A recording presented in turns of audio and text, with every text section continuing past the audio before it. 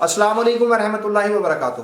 لاکھوں کروڑوں درود و سلام جناب محمد صلی اللہ علیہ وآلہ وسلم اور ان کے پیارے گھرانے پر۔ آج کا جو میں نے ٹاپک سوچا ہے نا، اس میں یہ ہے کہ مدرسوں کی ہمارے جو ہے نا آؤٹ پٹ کیوں نہیں آ رہی۔ اتنے سارے مدرسے ہیں ہمارے پاکستان میں، تو یوں سمجھ لیں مدرسوں کی فیکٹری ہے پاکستان، بہت زیادہ مدرسے ہیں ہمارے، لیکن اس کی آؤٹ پٹ نہ ہونے کے برابر ہے۔ اس میں سے ہمیں جو یوزفل عالم ہے نا، علماء کرام بہت کم مل رہے ہیں۔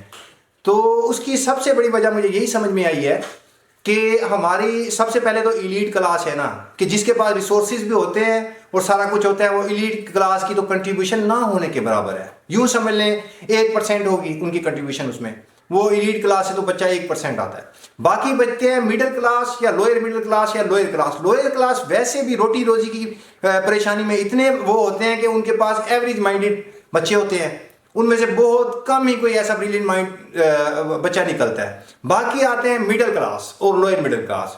ان میں سے یہ ٹرینڈ ہے کہ جو ایک بالکل نارمل مائنڈ کا بچہ ہوتا ہے نا، اس کو تو ہم نے مدرسے میں ڈال دینا ہے، اور جو بریلینٹ مائنڈ کا بچہ ہے اس کو ہم نے دنیاوی تعلیم دینی ہے۔ یہ ایک ہمارا ٹرینڈ سیٹ ہے۔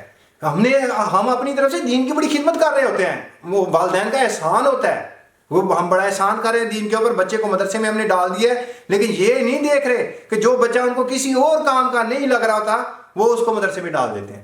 بھئی جب ایوریج مائنڈ بچے کو یا نارمل بالکل نارمل بچے کو ڈالیں گے آپ، تو اس نے آؤٹ پٹ بھی تو اتنی دینی ہے نا، اتنا لرن کرنا ہے۔ اگر آپ اپنے بریلینٹ مائنڈ بچے کو ڈالیں گے مدرسے میں تو اس کی آؤٹ پٹ بھی آئے گی۔ اس کی مثالیں دے دیتا ہوں میں کہ ہمارے جتنے بھی اسکالرز ہیں بڑے، وہ مدرسے کی آؤٹ پٹ نہیں ہے۔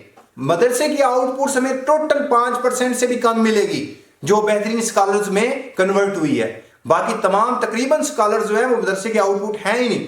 ڈاکٹر اسرار احمد رحمہ اللہ اس کی ہمارے سامنے مثال ہے، مولانا مودودی رحمہ اللہ اس کی ہمارے سامنے مثال ہے، مولانا اسحاق مدنی رحمہ اللہ اس کی مثال ہے ہمارے سامنے، ڈاکٹر ذاکر نائک اس کی مثال ہے ہمارے سامنے۔ کتنی ہی ایسی مثالیں ہیں جو کہ مدرسے کی آؤٹ پٹ نہیں ہے، اسکول کالجز یونیورسٹیز کی آؤٹ پٹ ہے۔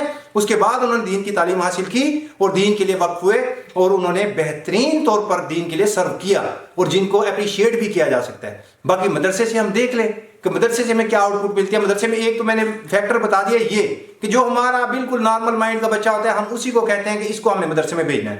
دوسرا فیکٹر دیکھ لیں آپ کہ ہمارے مدرسوں کا نصاب یہ ہے کہ جب ہمارے مدرسے سے بچہ باہر نکلتا ہے نا، وہ عالم دین اسلام کا عالم بن کے نہیں نکل رہا ہوتا اصولی طور پہ، ویسے تو دین اسلام کا ہی ہوتا ہے، لیکن وہ جب باہر نکلتا ہے نا، وہ بریلوی عالم بن کے نکل رہا ہوتا ہے، دیوبندی عالم بن کے نکل رہا ہوتا ہے، اہل حدیث عالم بن کے نکل رہا ہوتا ہے، یا شیعہ عالم بن کے نکل رہا ہوتا ہے۔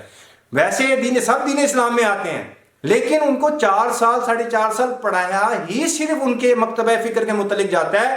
آخری 4-5 ماہ 6 ماہ میں ان کو دورہ حدیث اور دورہ قرآن تفسیر کی ایک کلاس دورہ ہی ہوتا ہے، وہ بس دور ہوتا ہے، گزر ہی جاتا ہے، وہ ان کو گزار دیا جاتا ہے۔ باقی تمام 4.5 سال ان کو جس سانچے میں ڈھالا جاتا ہے نا، وہ ان کے اپنے مکتبہ فکر کے جو خیالات ہوتے ہیں ان کو ڈیفینڈ کرنے کے لیے۔ تو جب وہ باہر نکلتا ہے تو وہ عالم دین تو ہوتا ہے، لیکن عالم دین ہوتا ہے اپنے مکتبہ فکر کا گول کیپر بن کے آتا ہے۔ پھر اس میں وہ آگے کی نئی چیزوں کو سوچنے کی سمجھنے کی چیزیں ختم، اس کی تربیت ہی اس طرح سے ہوتی ہے کہ جو ہماری کتابوں میں لکھا گیا ہے وہی ٹھیک ہے، وہی سب کچھ حق سچ ہو گیا ہے، اس سے آگے بات جا ہی نہیں سکتی۔ وہ دوسرے مسلک کی مکتبہ فکر کی بات سننے کو تیار ہی نہیں ہوتا، جو ہماری سب سے بڑی خامی ہے اور ہماری ناکامی کی وجہ بھی ہے، اور فرقہ واریت پھیلنے کا سب سے بڑی وجہ یہی ہے۔ تو میں نے کہا یہ آج کا پیغام تھا، میں آپ کو ریکارڈ کر دوں، دعاؤں میں یاد رکھیے گا۔ فی امان اللہ۔